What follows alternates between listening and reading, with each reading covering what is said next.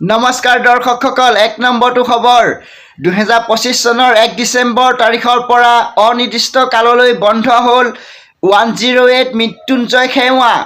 ২ নম্বৰটো খবৰ ১ ডিচেম্বৰ দিনা নগাঁও জিলা বহমপুৰত মহিলা উদ্যমিতা আঁচনি চেক বিতৰণ সভাৰ পৰা মুখ্যমন্ত্ৰী হিমন্ত বিশ্ব শৰ্মা মন্তব্য।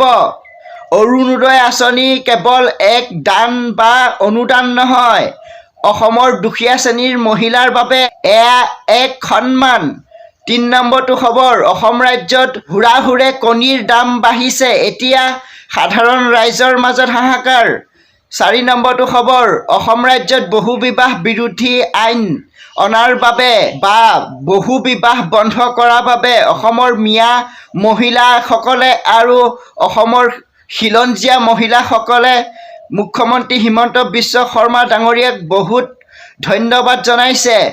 আৰু এগৰাকী মহিলাই মন্তব্য কৰিছে, এজন পুৰুষে দ্বিতীয় বিবাহ কৰাৰ পাছত প্ৰথম পত্নী আৰু সন্তানৰ প্ৰতি মিলা প্ৰীতি কমি যায়, লগতে সেই ঘৰখনত সদায় অশান্তিৰে জীৱন কটাবলগীয়া হয়। ৫ নম্বৰটো খবৰ অসম ৰাজ্যত বহু বিবাহ বন্ধ হোৱা নিবিচাৰে AIUDF আৰু কংগ্ৰেছ দুয়োটা দলে। ৬ নম্বৰটো খবৰ শৃংখল চলিহা মন্তব্য আমি ৬ জনগোষ্ঠীৰ নেতৃত্বক অভিনন্দন জনাইছোঁ। তেওঁলোকৰ দীঘলীয়া সংগ্ৰামৰ সফল দিশে আগবাঢ়িছে আৰু আমি অসম চৰকাৰক ধন্যবাদ জনাইছোঁ। আৰু জনজাতিকৰণ খুব প্ৰয়োজনীয় বস্তু অসমীয়া জাতিটো ৰক্ষাৰ বাবে আৰু ভূমি অধিকাৰ ক্ষেত্ৰত ভৱিষ্যতে আমাক সহায় কৰিব এইখন চৰকাৰে।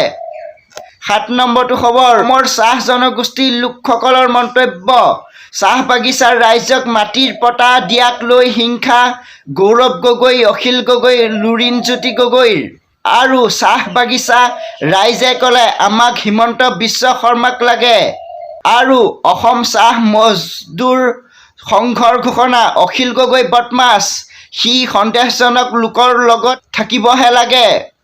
আৰু অসমৰ চাহ বাগিচা অধ্যুষিত অঞ্চলত গগৈ প্ৰৱেশ নিষেধ। আজিলৈ বাতৰি ইমানেই আছিল। জয় আই অসম, জয় জুবিন দা।